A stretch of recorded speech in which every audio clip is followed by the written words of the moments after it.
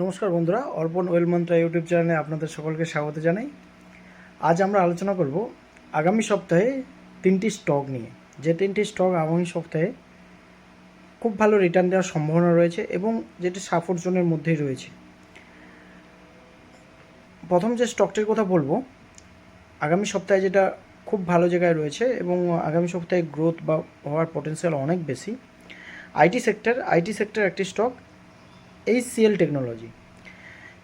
এটি কী হয়েছে, IT sector আগামী সপ্তাহে ইতিবাচক পজিটিভ দিক রয়েছে এবং HCL টেকনোলজি অনেক দিন ধরে মার্কেট কারেকশান দিচ্ছিল এবং যে জায়গায় রয়েছে সে জায়গা থেকে আগামী সপ্তাহে মুভ হওয়ার সম্ভাবনা অনেক বেশি, তাই HCL টেকনোলজি আপনারা নজরে রাখতে পারেন।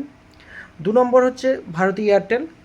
টেলিকম সেক্টরও সেম, কিছুদিন ধরেই ডাউন যাচ্ছিল, তাই আগামী সপ্তাহে টেলিকম সেক্টরের পজিটিভ হওয়ার সম্ভাবনা অনেক বেশি। আর ভারতী এয়ারটেল স্টপ সাপোর্ট জোনে রয়েছে এবং খুব ভালো পজিশনে রয়েছে, যেটা মার্কেটের ক্ষেত্রে খুব ভালো দিক রয়েছে।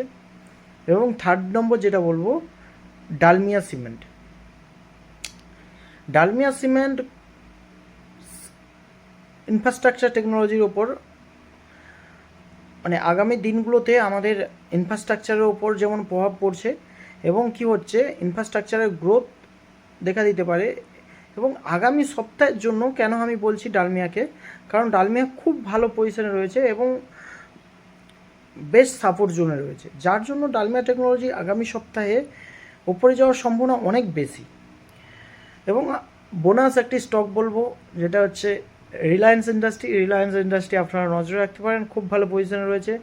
বাজারের লিডিংয়ের জন্য বাজার শক্তিশালী হলে রিলায়েন্স ইন্ডাস্ট্রিও শক্তিশালী হবে এবং আপসাইড মুভমেন্টের জন্য খুব ভালো রয়েছে। ভিডিওটি ভালো লাগলে লাইক করুন, শেয়ার করুন, অর্পণ ওয়েল মন্ত্রা ইউটিউব চ্যানেলকে সাবস্ক্রাইব করতে ভুলবেন না। আর ভিডিওটি সম্পূর্ণ শিক্ষামূলক এবং তথ্যের উদ্দেশ্য বাড়ানো, কোনো বাই বা সেলের বা বিনিয়োগের পরামর্শ নয়। Thank you so much.